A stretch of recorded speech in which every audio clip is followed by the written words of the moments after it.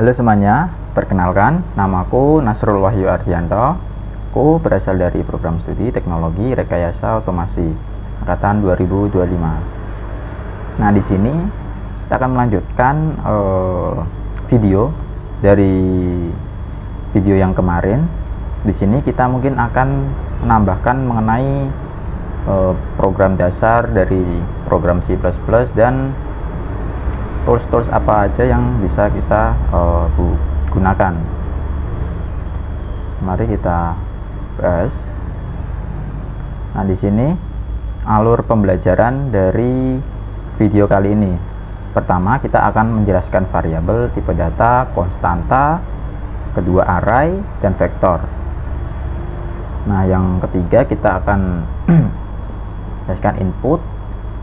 Yang keempat, fungsi serta scope variabel. Nah, pada scope variabel kita memiliki scope variabel pada lokal dan global.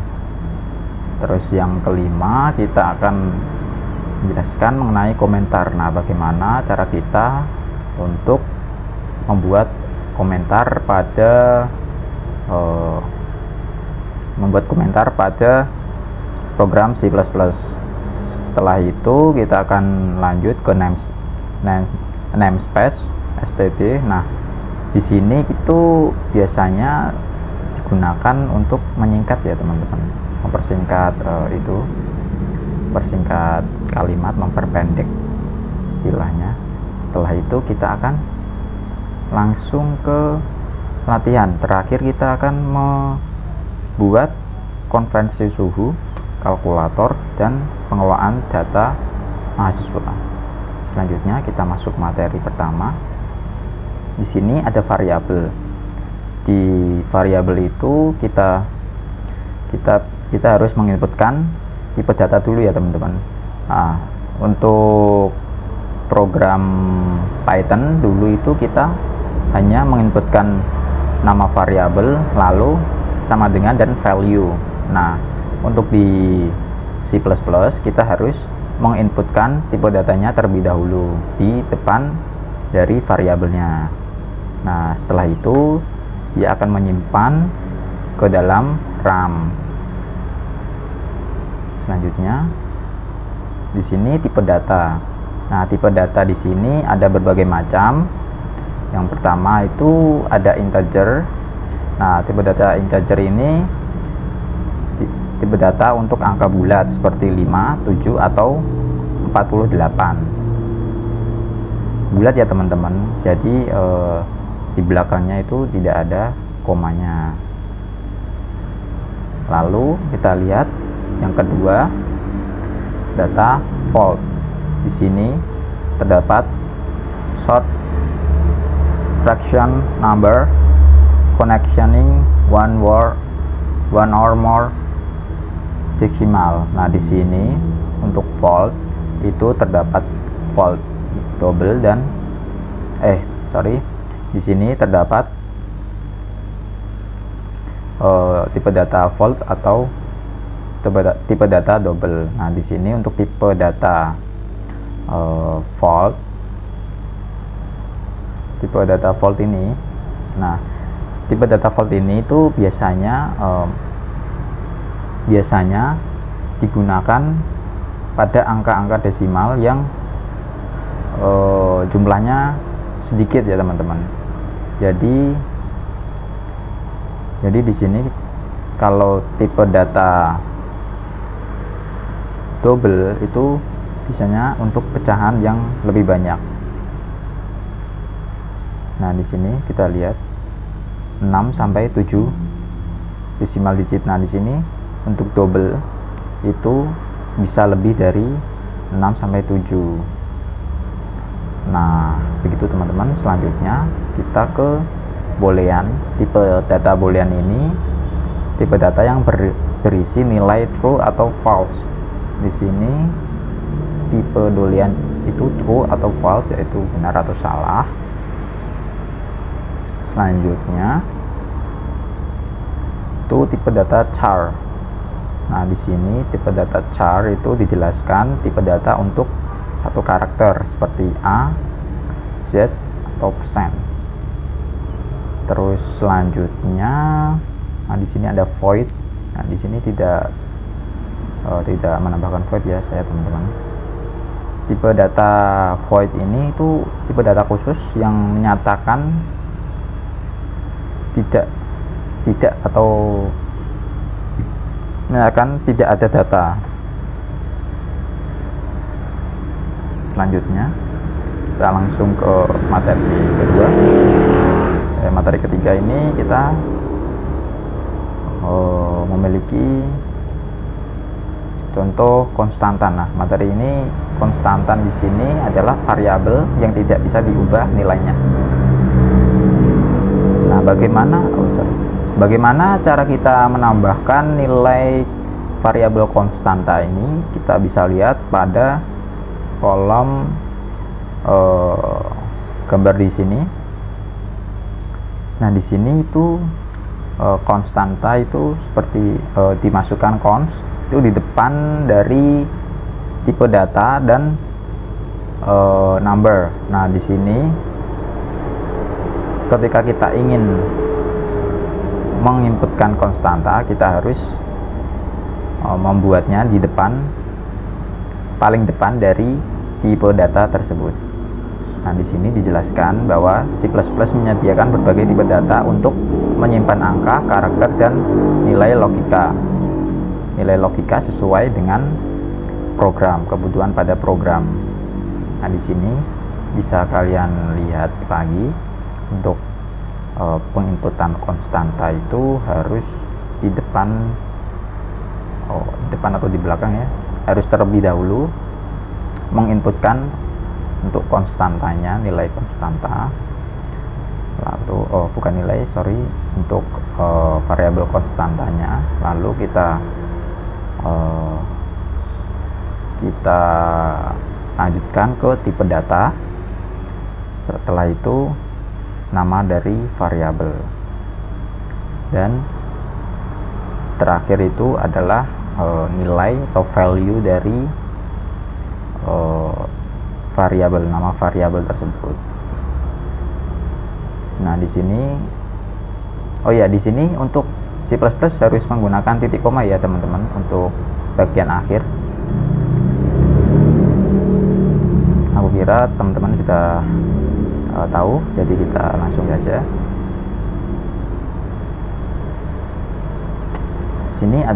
Di sini ada array.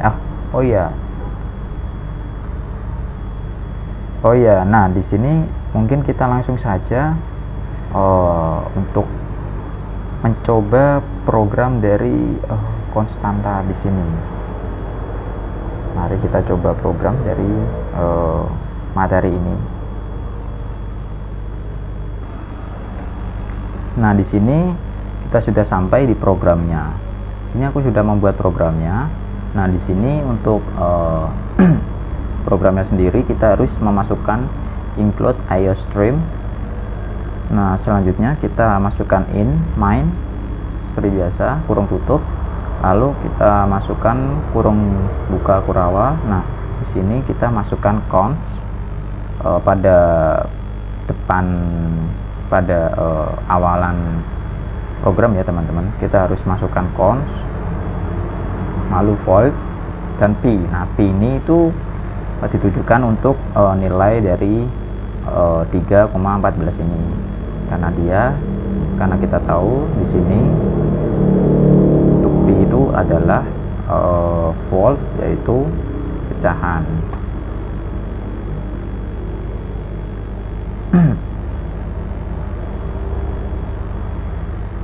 Selanjutnya kita tulis untuk int dan jari-jari. Nah, kita menggunakan kita akan membuat contoh dari rumus jari-jari, itu luas lingkaran. Di sini integer jari-jari itu adalah 7. Nah, selanjutnya kita lihat volt, luas lingkaran, yaitu luas lingkaran volt sama dengan pi dikali jari-jari dikali jari-jari. Nah, di sini akan nanti akan outputnya akan memunculkan jadi luas lingkaran, yaitu hasil dari luas lingkaran di sini kan ditampilkan di output di sini. Mungkin kita bisa running saja. Nah, di sini jadi luas lingkaran yaitu 153,86. Nah, fungsinya kita menggunakan float itu karena dia angkanya adalah pecahan, tidak bilangan bulat. Jadi bisa kita rumuskan seperti itu. Mungkin untuk penjelasannya sudah cukup. Di sini bisa kalian lihat volt luas lingkaran. Luas lingkaran itu nama variabel ya. Ya. Ini adalah nama variabel. Nah, dia akan masukkan di sini. Di luas lingkaran yaitu ini. Hasil dari ini adalah luas lingkaran. Hasil dari perkalian di sini adalah luas lingkaran ini. Seperti halnya pi adalah representasi dari nilai pi di sini, dan 7 adalah nilai representasi dari jari-jari. Seperti itu. Mungkin kita kembali ke PPT. Nah, oke, sudah konstanta tadi. Nah, di sini Anda bisa lihat selanjutnya adalah array. Di sini pada array itu merupakan kumpulan elemen dengan tipe data yang sama, tersusun berurutan dengan diakses menggunakan indeks di sin pada C++. Bisa dilihat ada gambar di samping. Sini kita lihat. Sini ada 1 2 3 4 5 6. Sini ada 6 angka, yaitu ini adalah nilai dari array. Di sini kolom-kolomnya 1 2 3 4 5 6. Baik. Ya, di sini array itu kalian bisa lihat, yaitu dia nilainya itu lebih dari 1 di sini. Nah, ya bisa kita lihat lagi. Di sini ada 1 2 3 sampai 6 angka. Jadi nilainya itu lebih dari 1. Selanjutnya vektor. Vektor merupakan nilai array dinamis di mana dapat menyesuaikan jumlah isi. Nah, di sini vektor merupakan struktur data dinamis yang biasanya menambah atau menghapus elemen secara fleksibel, namun tetap diakses menggunakan indeks seperti array. Vektor di sini kita bisa menghapus nilai atau elemen secara fleksibel ya teman-teman, namun tetap bisa diakses menggunakan indeks seperti array. Bisa kita lihat di sini include, kita harus mengincludekan dulu ya, agar include vektor std vektor double. Kita bisa lihat tadi double adalah, nah di sini double itu tipe data double itu difungsikan untuk nilai yang lebih dari 15 digit. Selanjutnya, nah di sini nilainya itu lebih dari 3. Baik, selanjutnya. Nah, ini perbedaan pada array dan vektor. Bisa kita lihat pada kolom-kolom di sini. Untuk aspeknya kita memiliki ukuran, kemudahan, performa, inisiasi, cocok. Nah, di sini untuk ukuran array itu tetap ya, tidak dapat berubah. Pada nilai array itu tidak dapat berubah. Nah, lihatnya. Array merupakan kumpulan elemen dengan tipe data yang sama, tersusun berurutan dan diakses menggunakan indeks. Nah, di sini dia tidak dapat berubah. Tersusun berurutan ya, teman-teman.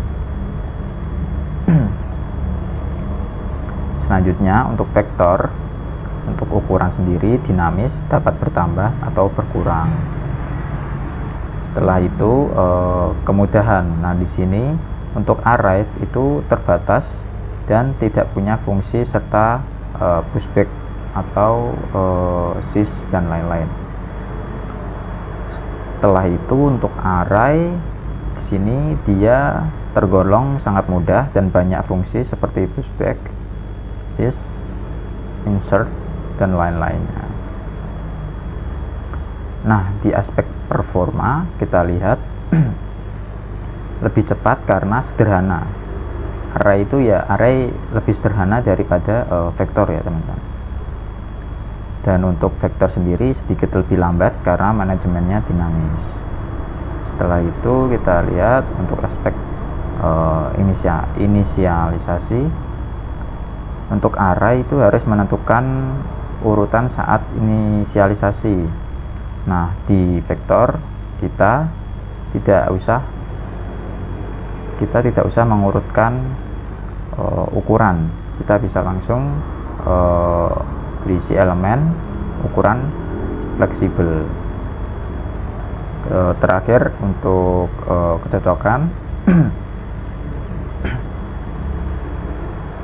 Nah, di sini untuk array itu lebih cocok untuk data yang ukurannya itu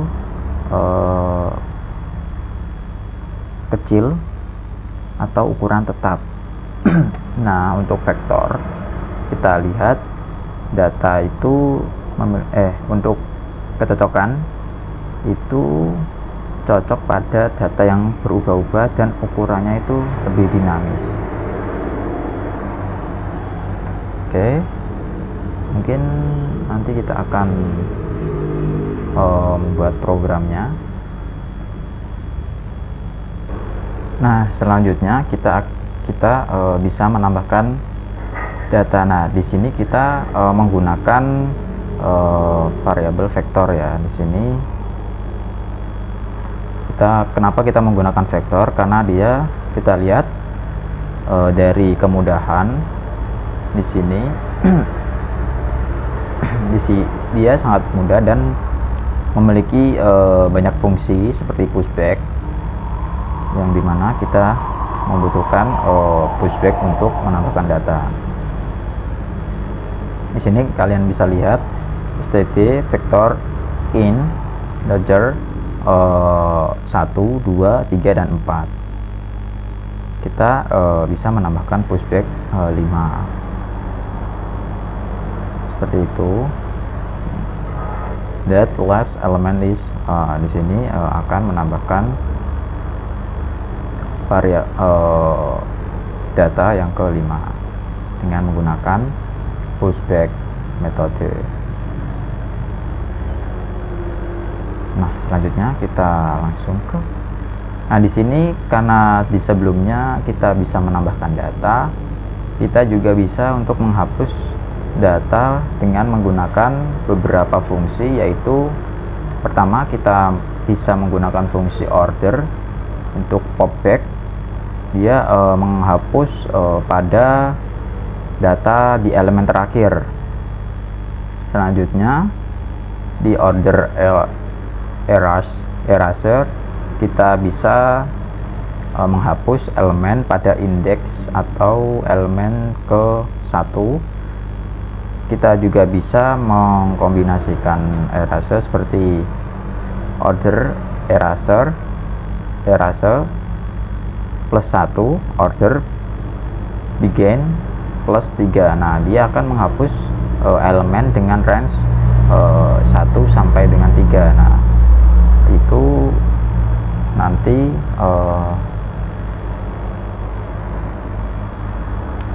nanti bisa kita coba ketika kita ingin menghapus pada elemen pertama hingga elemen tertentu di range tertentu. Nah, terakhir itu kita bisa menggunakan fungsi clear. Di sini order clear, lalu kita bisa menghapus pada seluruh elemen yang terdapat pada kurung tutup di sini ya, pada nilai value yang tertera. Selanjutnya nah, kita sudah melewati pembahasan untuk menambahkan data, menghapus data. Setelah itu kita akan saya akan melakukan penjelasan mengenai mengakses tipe data. Nah, di sini bisa kalian lihat untuk tipe data. Untuk mengakses tipe data kita membutuhkan fitur using the index kurung tutup dan kurung buka dan kurung tutup. Meskipun di sini kita lihat kita harus menginputkan include vektor, lalu include iostream. Di sini kita mulai dengan in main kurung tutup seperti program C++ biasa, kurung buka kurawal, lalu std vektor double order. Nah, di sini kita itu bisa mengakses atau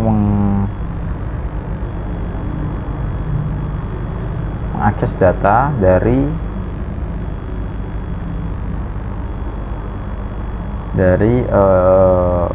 nilai di sini, dari value di sini dengan menggunakan using index. Order 0 sama dengan oke. Nah, di sini pada bab menampilkan data. Nah, di sini untuk menampilkan data kita bisa menginput fungsi seperti count, order, std. Nah, di sini kita bisa langsung memasukkan elemen tertentu. Setelah itu kita juga bisa memakai fungsi for in, itu untuk perulangan ya teman-teman. Jika kita menginputkan data berulang-ulang, kita bisa pakai for in. Nah, di sini bisa kalian lihat order size, std count, order. Nah, selanjutnya di bawah ini juga hampir sama, karena di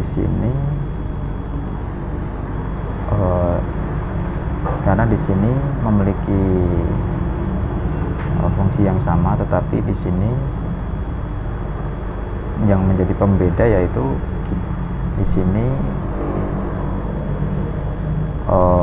dari segi versi. Nah, dari segi versi itu berbeda ya pada baris terakhir di sini. Di perbedaannya itu cuman di segi versi. Untuk fungsinya sama dengan yang di atas. Mungkin ini langsung saja kita ke contoh programnya. Kita masuk ke VS Code. Di sini aku sudah membuat program dari fungsi-fungsi di atas ya. Nah, kalian bisa lihat di sini kita sudah membuat program vektor. Nah, di sini untuk pertama kali kita harus mengincludekan dari vektor di sini, lalu kita inputkan IOStream. Setelah itu in main di sini untuk langkah pertamanya membuat program ini berjalan. Selanjutnya kalian bisa masukkan di sini. Di sini kita bisa masukkan vektor dan nilai integer di sini. Setelah itu kita bisa lanjut untuk membuat nama dari bilangan tersebut, nama dari value di dalam sini. Nah, setelah itu kita bisa lihat di sini bilangan bulat 0 sama dengan 9. Yang bilangan bulat pushback 3, bilangan bulat eraser gain plus 1 dan plus 4. Mungkin kita langsung ke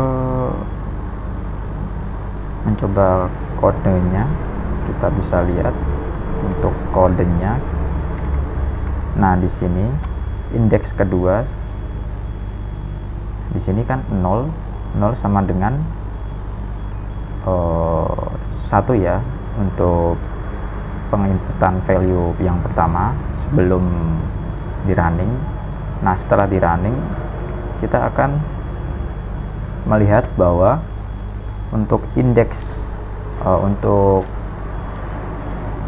barisan pertama, ya sebelumnya mungkin aku ingatkan lagi, untuk barisan pertama untuk pembacaan pada laptop itu dimulai dari 0 ya teman-teman. 0, setelah itu 1, 2 dan 3 dan 4. Jadi untuk baris pertama itu adalah bukan baris pertama tapi baris 0, dan baris ini adalah baris pertama, ini kedua, ini ketiga, dan ini ke 1, ini kedua, ini ketiga, dan ini keempat. Setelah itu kita masukkan value dari sini, dan dia value yang kita inputkan akan menggantikan value yang baris 0, baris pertama. Kita bisa lihat 9. Nah, untuk 4 kita lihat pushback. Nah, di sini ada 0, 1, 2, 3. Nah, kenapa baris ke 1 dan kedua dan ketiga ini hilang? Karena kita pushback kita menghapus baris ke 1 sampai ke 3. Jadi dia akan menggantinya ke baris, untuk baris ke terakhir akan mengganti ke baris kedua, baris ke pertama. Nah, setelah itu di sini bilangan bulat itu ini ya teman-teman. Nah, di sini. Nah, selanjutnya errors bilangan bulat bigain plus 1, bigain plus 4.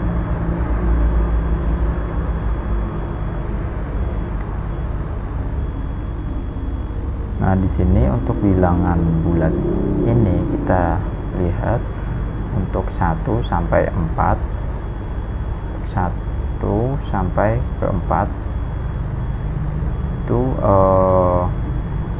dihapus ya teman-teman. Nah, indeks kedua sama dengan 3 bilangan bulat. Nah, indeks kedua itu 3. Jadi indeks kedua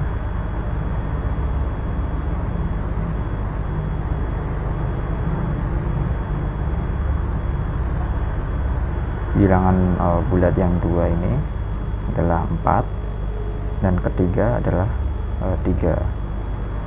Baik, mungkin kurang lebihnya seperti itu. Kita masuk ke materi lagi.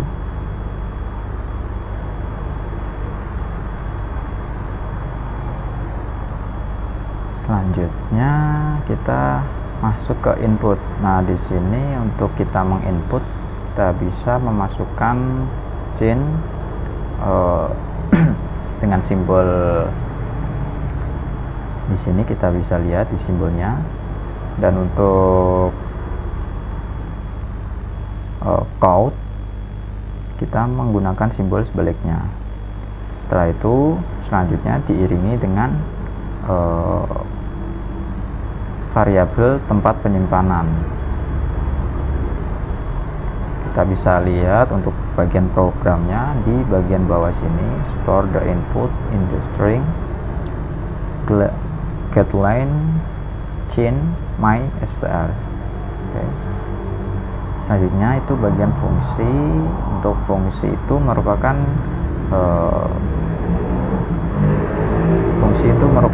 blok kode yang dibuat untuk menjalankan tugas tertentu sehingga program lebih terurut dan terstruktur dalam pengodean dan mudah digunakan kembali.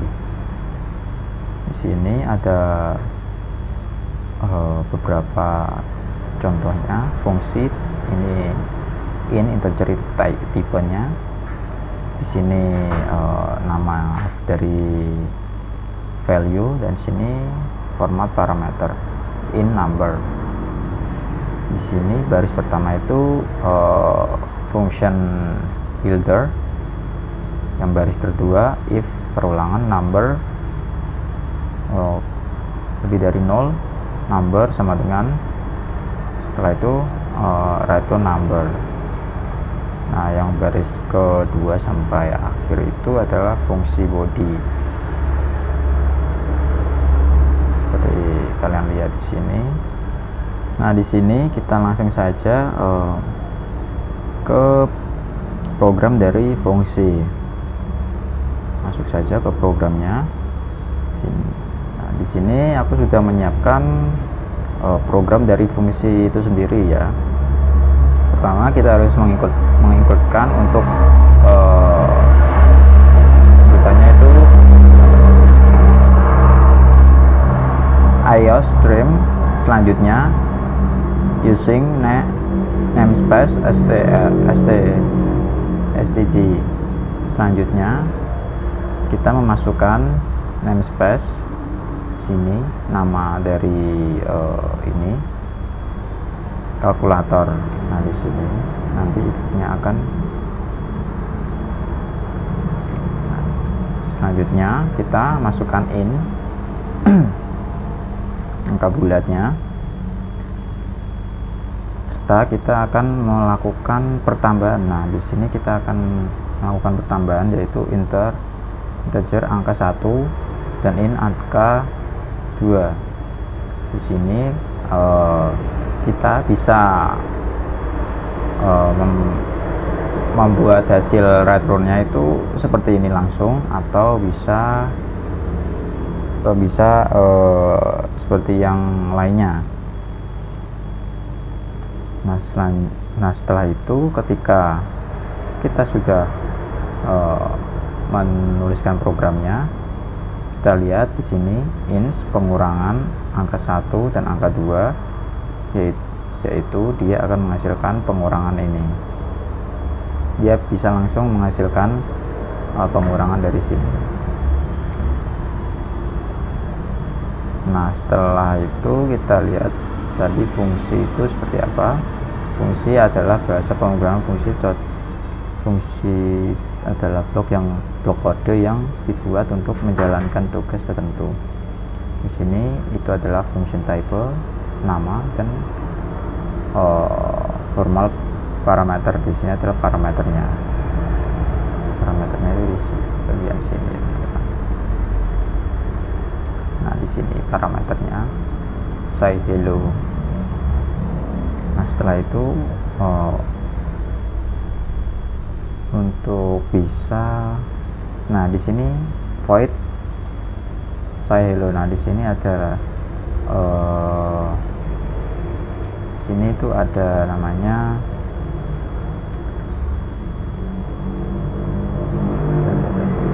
di sini adalah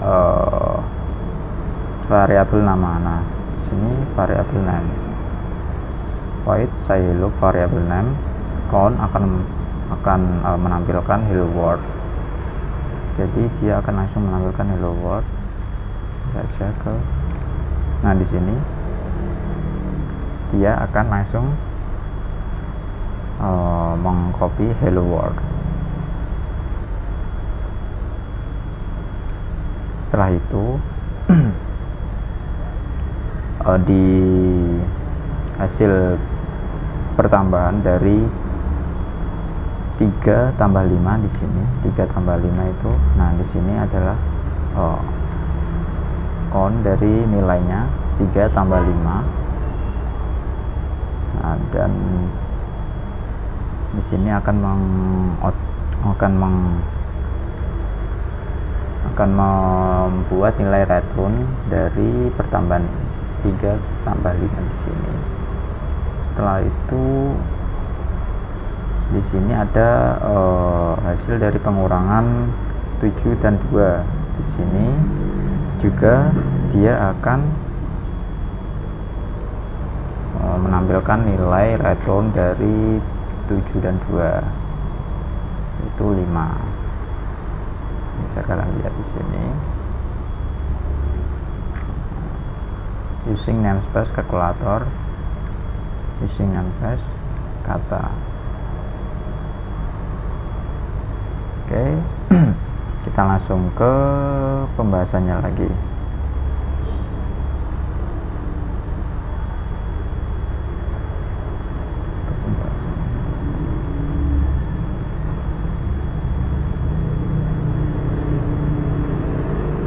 Nah, di sini kita masuk ke pembahasan selanjutnya, yaitu scope variable.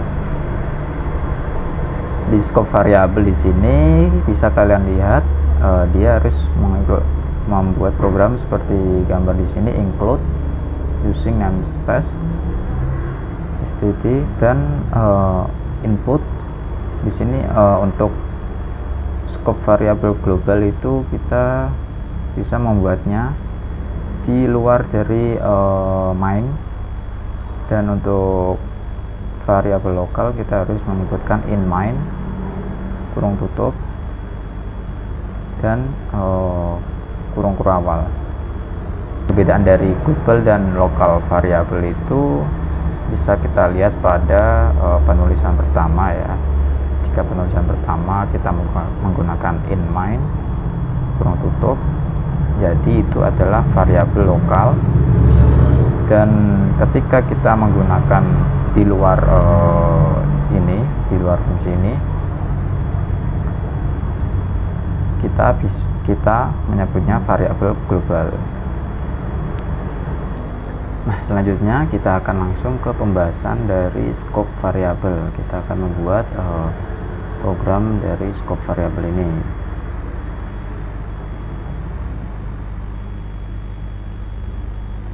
Nah, di sini aku sudah membuat program dari scope variabel, yaitu kita membuat untuk dari program lokalnya ya teman-teman.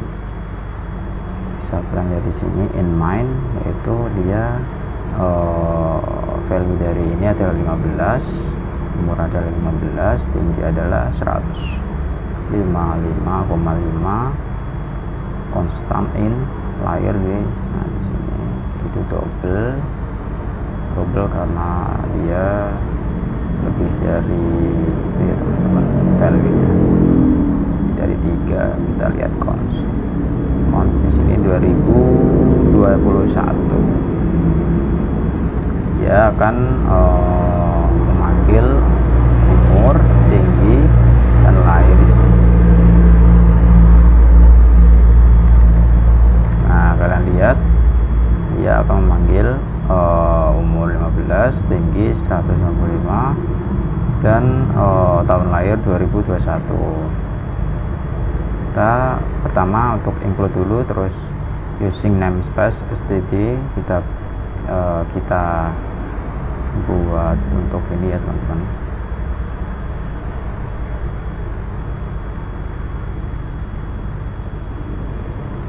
Oke, mungkin cukup segitu, langsung ke materi selanjutnya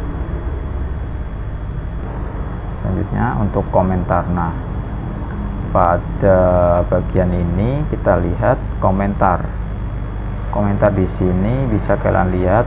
Untuk membuat komentar pada program C++, kita harus memasukkan slash 2 kali this is single line comment. Nah, this is emulate line comment. Nah, di sini komen atau komentar pada komen berfungsi dalam kode yang tidak dieksekusi dan membantu menjelaskan bagaimana program di sini. Komentar di sini itu seperti di Python itu kita membuatnya dengan pagar, tapi di sini kita menggunakan slash. Di sini fungsinya juga sama, yaitu dia hanya membantu menjelaskan bagaimana program tersebut. Dia akan membantu membuat penjelasan program, dan dia tidak akan ikut ke running atau berfungsi, karena dia cuman sebagai command atau komentar. Nah, fungsi dari komentar ini macam-macam. Biasanya untuk komentar itu ditambahkan ketika kita membuat program dan belum selesai pada bagian yang kita buat. Nah, itu kita biasanya menambahkan komentar. Mungkin kita bisa langsung ke.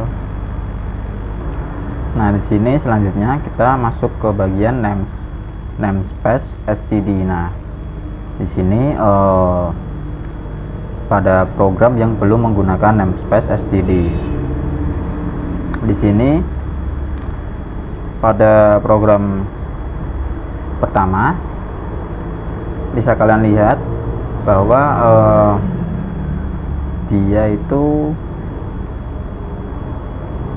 kita itu harus menginput std nih, std on dan std lainnya. Kita tidak usah di program ketika kita memasukkan namespace std, kita tidak usah membuat std ini. Nah, jadi fungsinya itu fitur standar std, sehingga kita bisa memakai count atau chain dan yang lainnya tanpa menulis yang lebih panjang. Nah, itu difungsikan untuk penulisan yang lebih cepat ya teman-teman, untuk namespace std ini.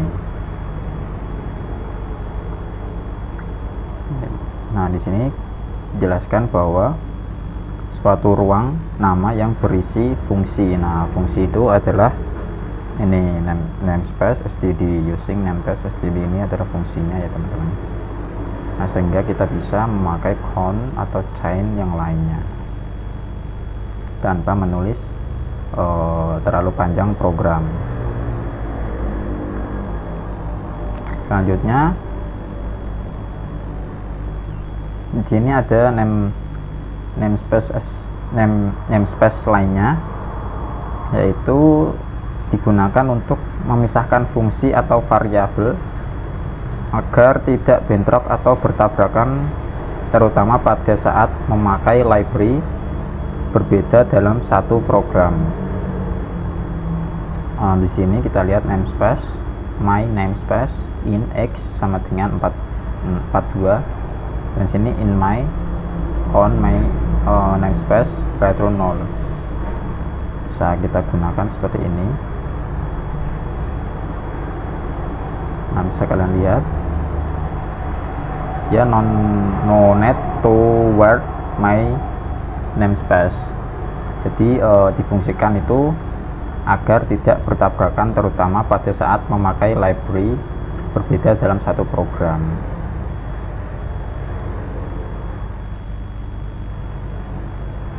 Nah, seperti itu ya teman-teman. Ini kan library-nya berbeda ya teman-teman.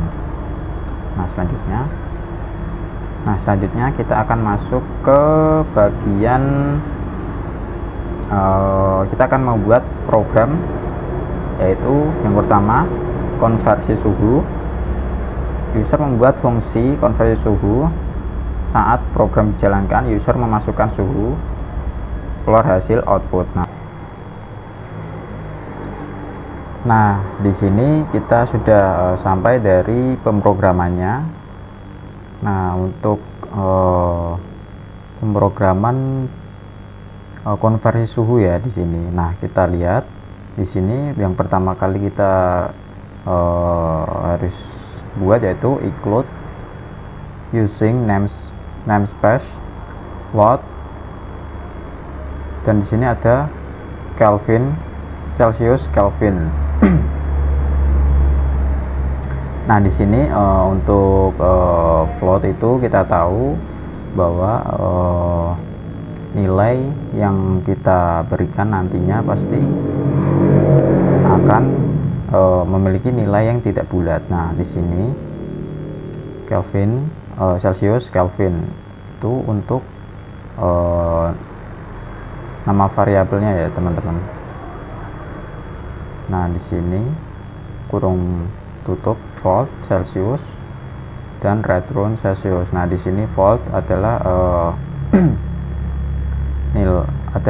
nilai di sini Celsius yaitu sebagai nilainya nanti, dan di sini right round yaitu kita nanti akan mendapatkan hasil dari penambahan Celsius dan 273. Nah, di sini 273 itu seperti rumusnya ya teman-teman, rumus Celsius Kelvin. Nah, terus selanjutnya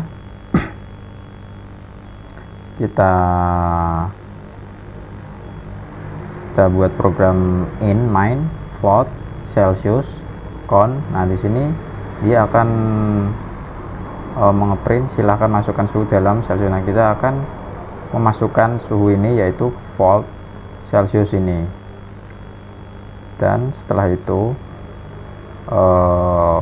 Celsius, suhu dalam Kelvin Celsius. Nah, di sini nama dari Celsius ini nanti akan berubah menjadi nilai dari Celsius di sini. Nah, dia menggunakan ini. Nah, di sini fungsinya itu untuk nah, di sini K itu untuk nantinya nilai dari si Celsius ini. Nah, langsung saja. Nah, di sini coba kita masukkan 30. Nah, suhu dalam Kelvin yaitu 300.000. Mungkin kita bisa ulang lagi.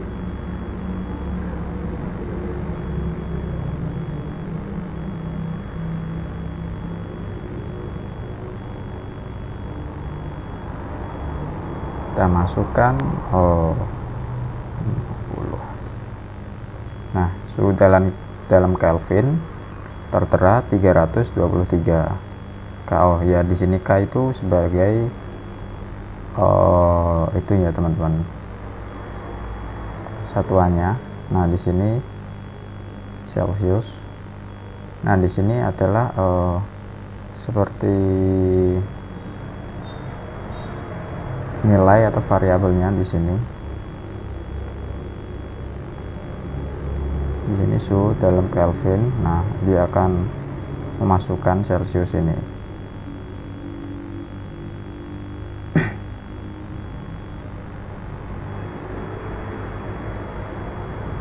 Mungkin cukup untuk pemaparan dari suhu, konversi suhu, kita langsung saja ke program kalkulator. Yang kedua itu kalkulator. Kita membuat fungsi perkalian angka saat program dijalankan user memasukkan angka 1 dan angka kedua hasil outputnya.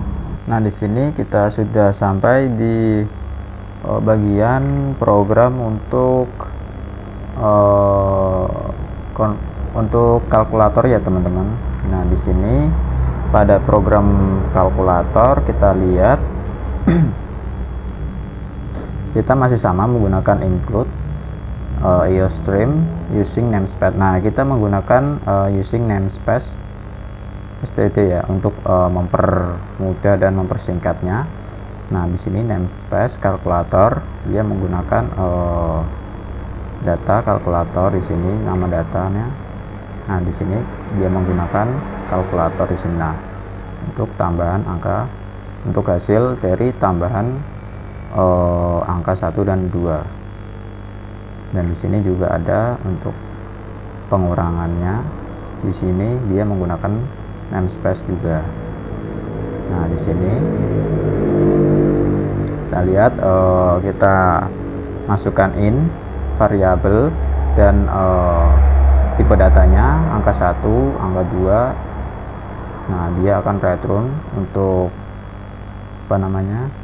mengembalikan hasil dari penjumlahan 1 dan 2 di sini.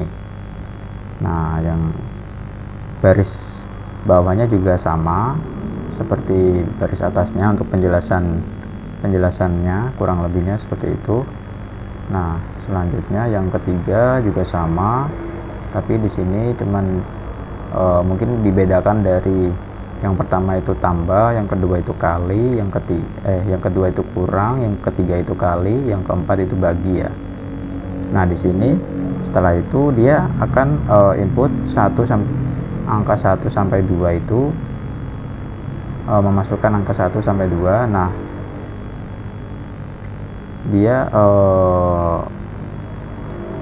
pada program ini menyuruh kita untuk memasukkan angka 1 dan angka 2 yang nantinya akan dimasukkan di dalam sini dan menjadikan hasilnya ini dimasukkan ke sini. Nah, dia akan memanggil di sini. Mungkin kurang bisa dipahami kalau kita belum mau run programnya. Nah, di sini kita masukkan angka. Nah, dia mencoba nah,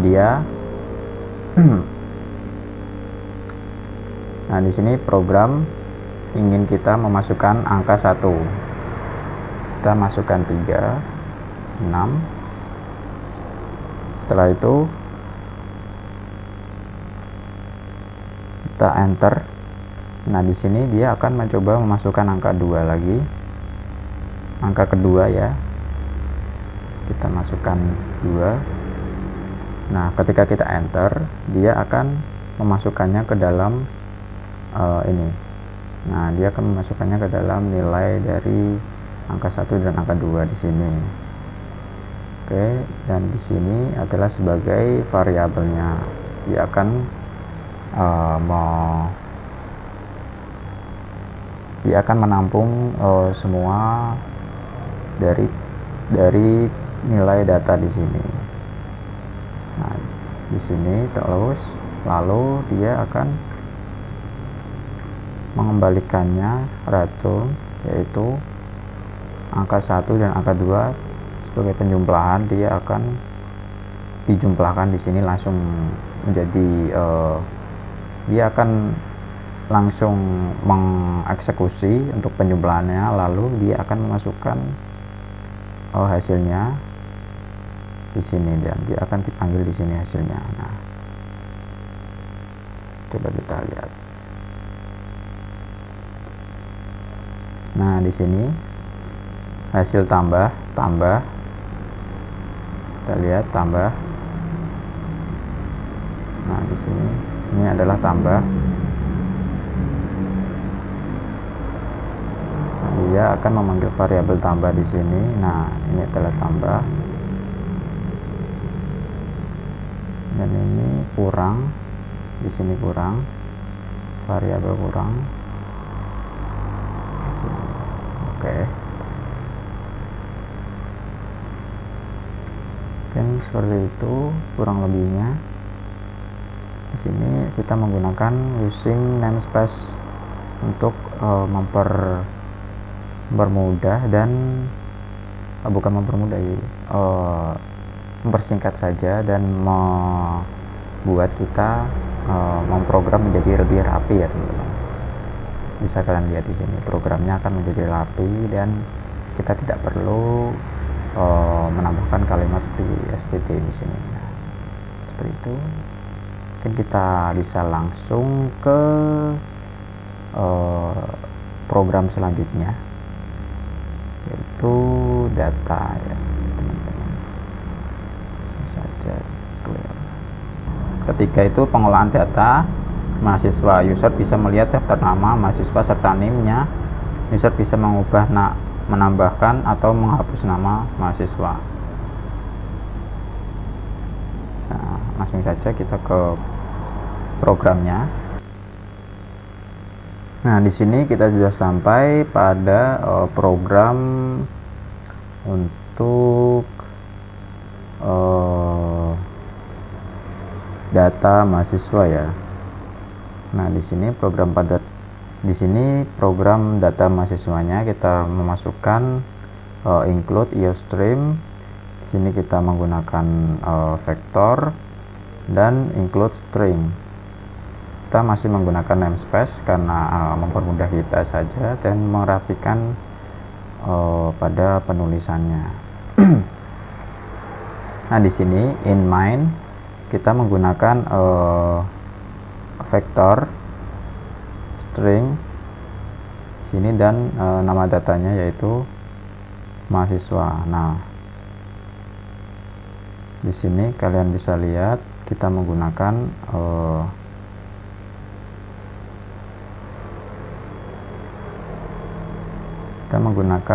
variabel vektor dan string. Kita lihat di sini dia akan untuk string itu penulisan dari nama, dan untuk in di sini adalah nomor indeks.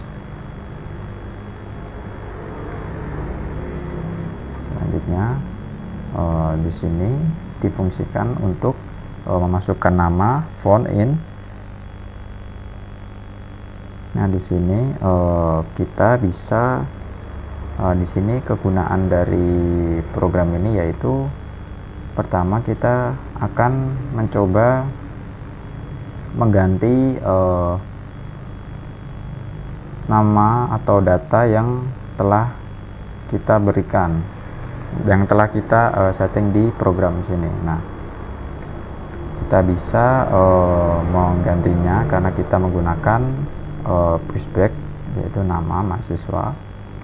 Nah, di sini gimana ya?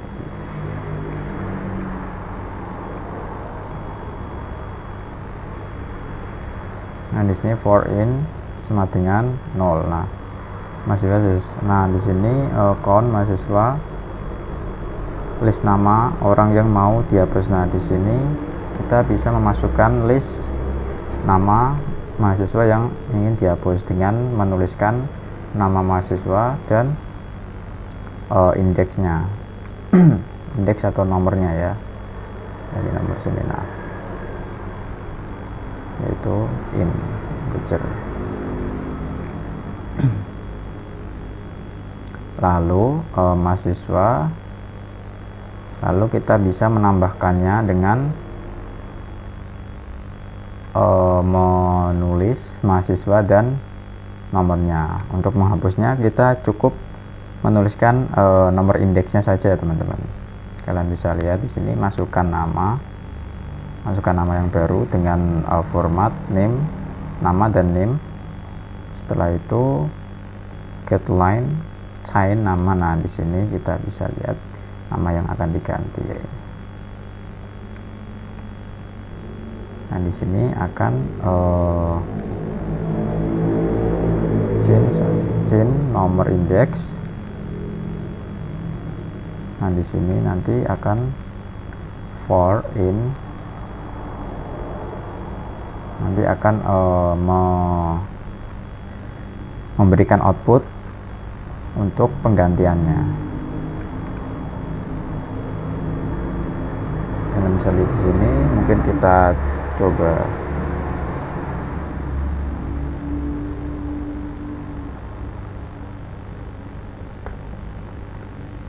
Nah, di sini indeks orang yang mau diganti indeks itu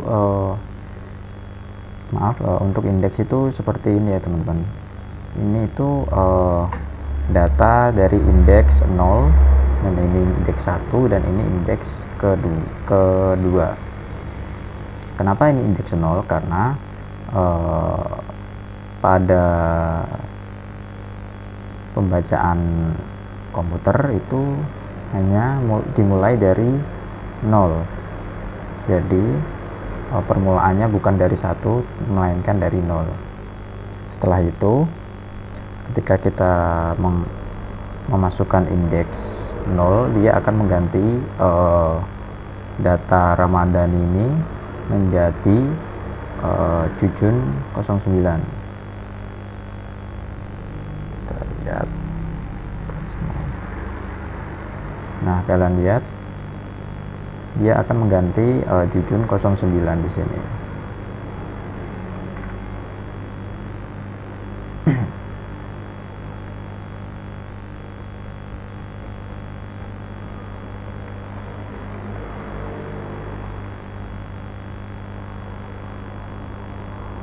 Ya, kalian bisa lihat di sini. Nah, di sini terdapat komen-komennya juga, bisa kalian baca juga.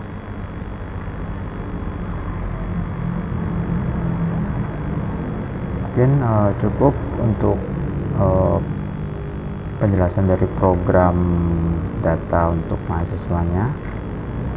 Mungkin jika kalian ingin mencobanya, aku akan menaruh program-program file yang telah kita buat di kolom deskripsi.